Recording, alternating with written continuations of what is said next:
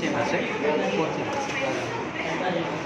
Okay, upper chambers. You can see that upper chambers. These are the upper chambers. When the heart is connected like that, this is the upper chamber.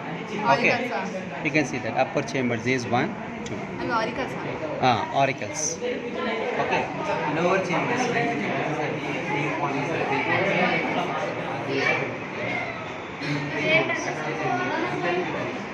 Right? Okay, upper chambers. This is upper chamber connected to the lower chamber, right?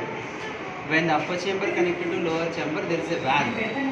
Okay, valve is protected by a white thin membranous fibrous like structures. These are cardiac tendinae.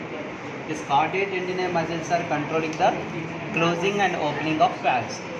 And you know the structure of the valves also, right? It allows the flow of one direction, unidirectional, from upper chambers to lower chambers, right? And here you can find that the biggest artery, aorta, you can find that tube-like structure we can find here, right? And superior vena cava also a little bit is here. It is okay. Inferior I had cut already. Okay, so superior vena cava, which can brings the deoxygenated blood to the auricle center. This is auricle.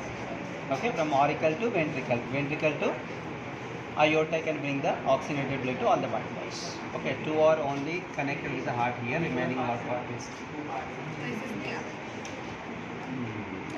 Actually, cut చేసినప్పుడు ఇది properly not cutting.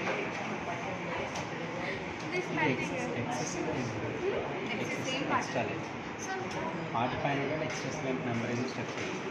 Fat position.